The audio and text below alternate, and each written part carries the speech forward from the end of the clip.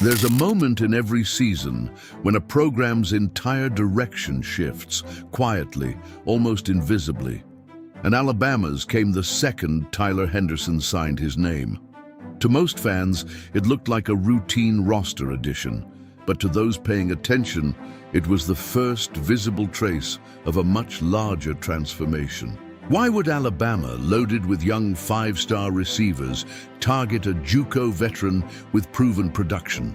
Why now, just as Derrick introduces a new speed-driven philosophy and Kalen DeBoer reconstructs the offensive engine from the inside out?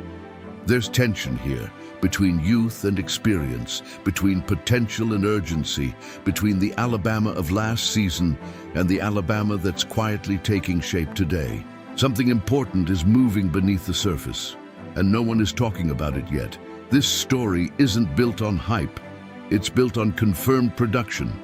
1,616 yards, 18 touchdowns, first-team JUCO All-American honors.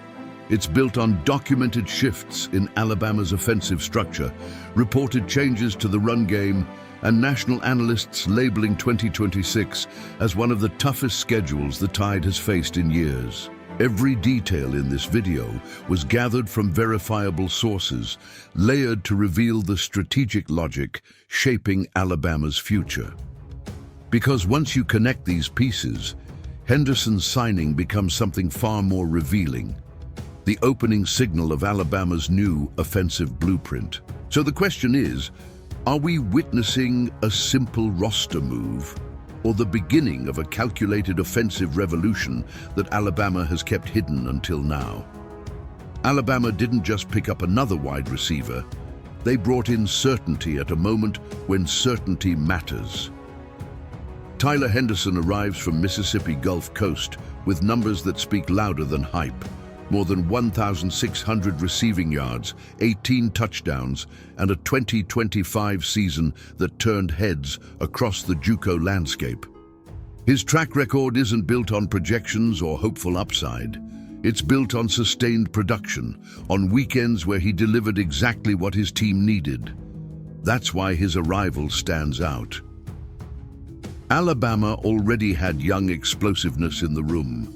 Ryan Williams, Lotzier Brooks, Rico Scott. What they lacked wasn't talent, it was balance, a steady hand. Someone who walks in ready to contribute on day one, not after a year of learning the system.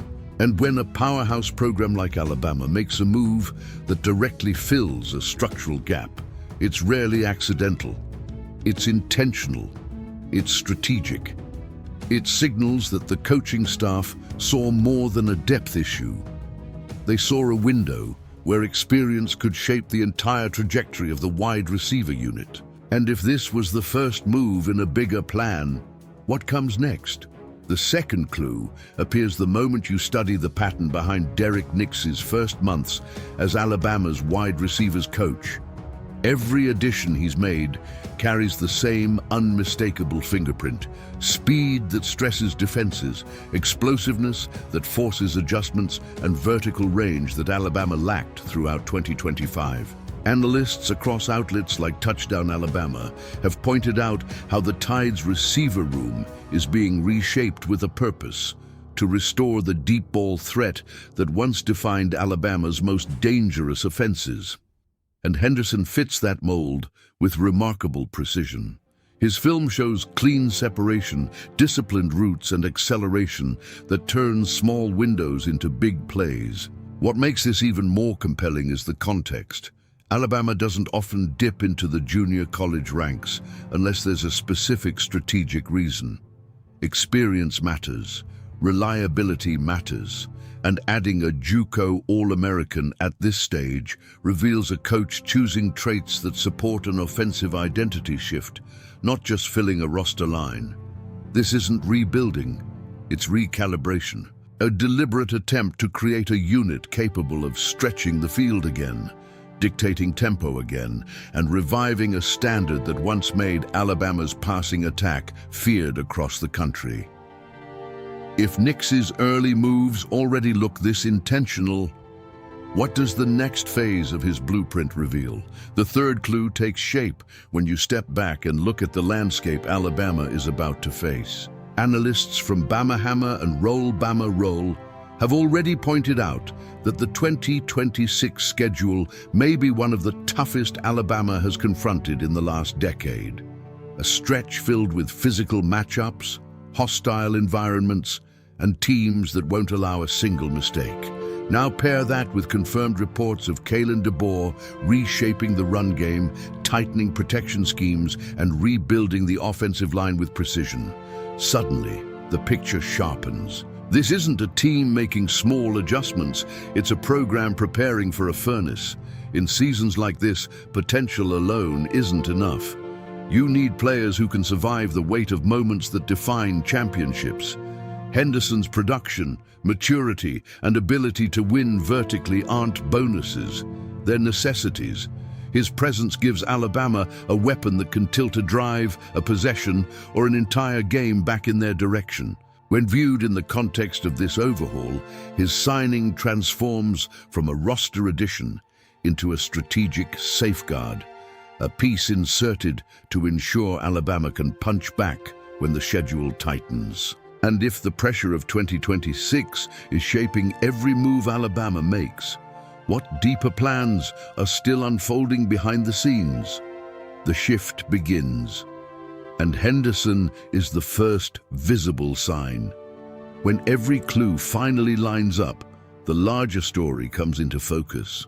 Alabama didn't simply add a productive JUCO receiver. Alabama revealed the opening move of a redesigned offensive philosophy.